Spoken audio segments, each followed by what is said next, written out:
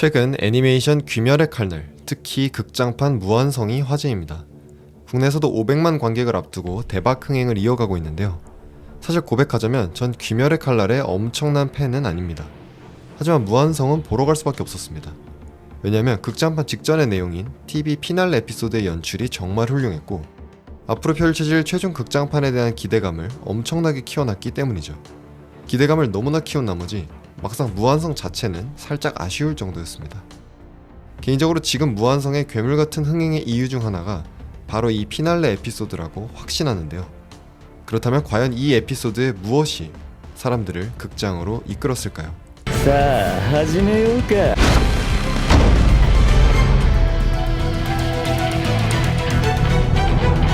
모든 사건의 원흉, 최초이자 최강의 혈귀인 무잔이 주인공이 속한 귀살대의 수장 카가야의 저택을 침공합니다. 카가야는 불치병에 걸려 죽어가지만 오랫동안 무잔을 방해한 귀찮은 존재. 주인공 탄지로와 귀살대는 침입 경보를 듣고 황급히 저택으로 향하지만 거리가 멉니다. 날이선 담소를 나눈 뒤 무잔이 카가야를 죽이려는 순간 저택과 그 일대가 엄청난 폭발에 휩싸입니다. 카가야의 최후의 함정이자 자폭 공격이었죠.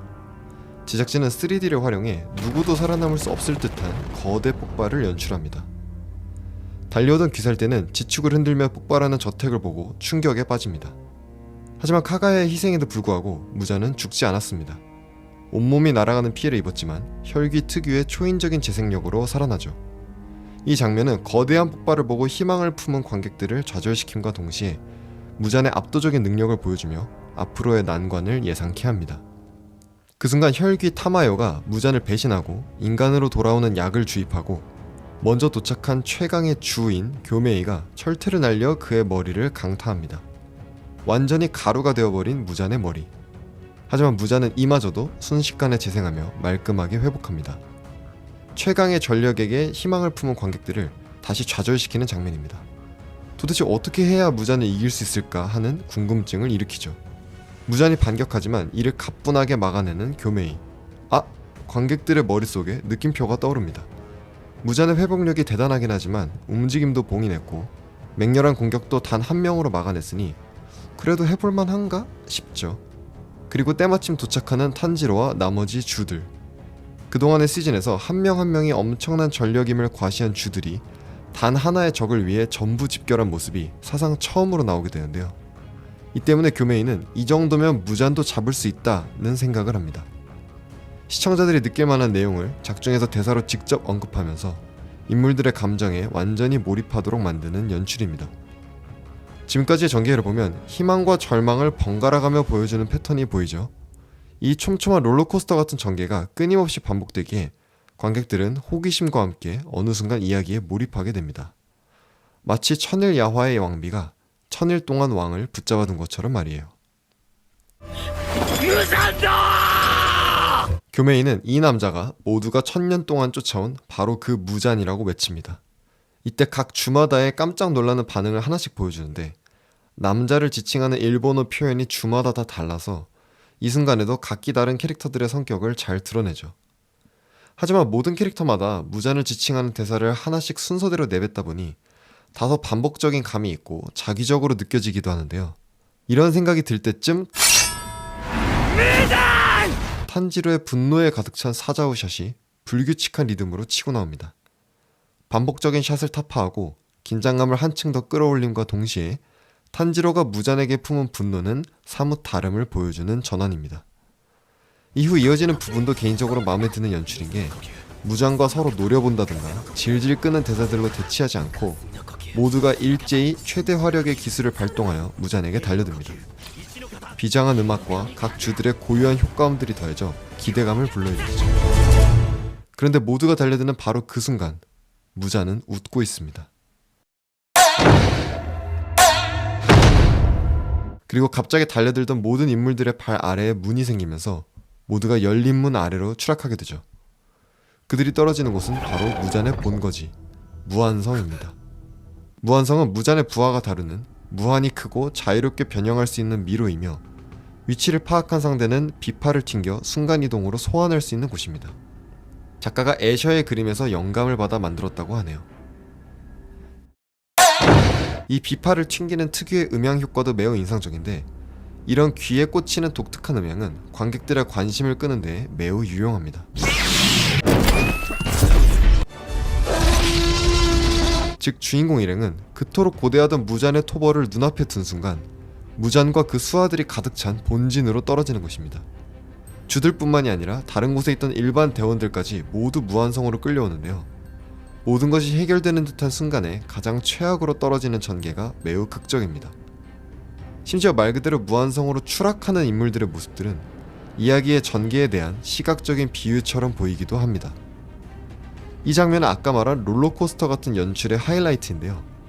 점차 희망을 주며 관객의 기대를 모으다가 정반대인 최악의 상황을 보여주며 순식간에 닥친 이 위기를 도대체 어떻게 극복할 것인지 궁금하게 만듭니다.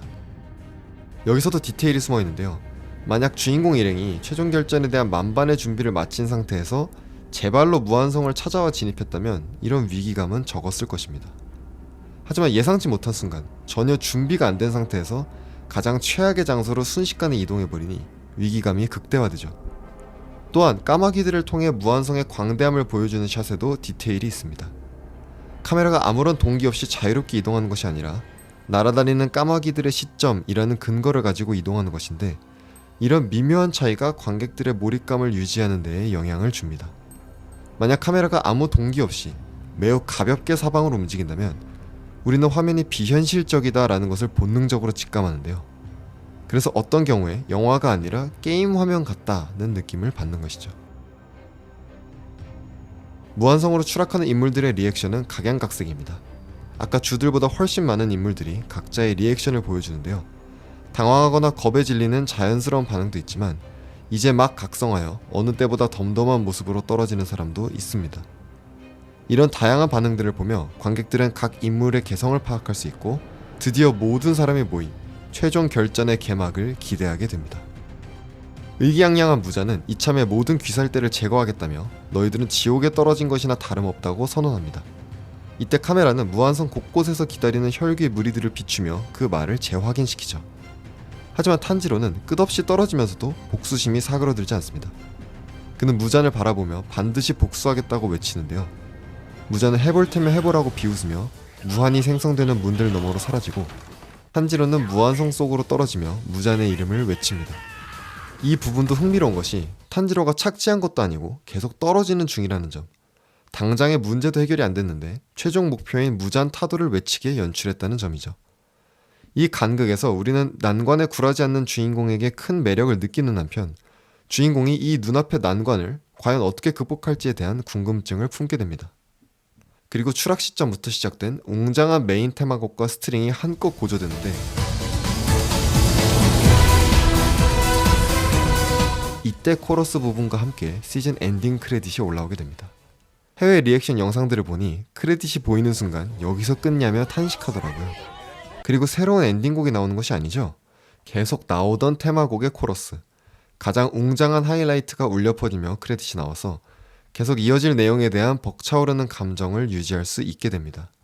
따라서 시청자들은 여기서 끝냐, 그래서 극장판은 언제 나오냐 같은 반응을 하게 되고 무한성이 개봉하자 한껏 높아진 기대감과 함께 극장으로 향하게 된 것입니다. 이 좋은 테마곡을 막상 극장판에서는 들을 수 없어서 상당히 아쉬웠네요. 정리하자면 TV판의 이 마지막 에피소드는 아주 잘 설계된 관객들을 들었다 놨다 하는 롤러코스터입니다. 이는 전체 시나리오 구조의 축소판과도 같습니다. 주인공에게 위기가 찾아오고 이를 극복하나 싶으면 새로운 위기가 생기고 이를 반복하는 것이 전체 시나리오의 구조죠. 피날레 에피소드는 이에 단 한 편 안에 이 전체 구조를 작은 스케일로 구성했습니다. 마치 프랙털 같습니다. 즉 우리가 시나리오 전체에서 느끼는 흥미진진한 쾌감을 한 편에 압축해서 담아냈으므로 그 쾌감의 밀도가 높을 수밖에 없는 것이죠. 여기에 무한성의 시각적 충격, 카메라 워크, 편집, 음악, 음향까지 더해져 종합적으로 매우 훌륭한 에피소드가 탄생했습니다. 무한성 극장판은 앞으로 2편 더 이어질 예정인데요. 이 에피소드를 뛰어넘는 훌륭한 연출과 재미를 보여주길 기대해봅니다. 영상을 재밌게 보셨다면 좋아요, 더 많은 영상을 보고 싶으시다면 구독 부탁드리겠습니다. 지금까지 앱시였습니다. 감사합니다.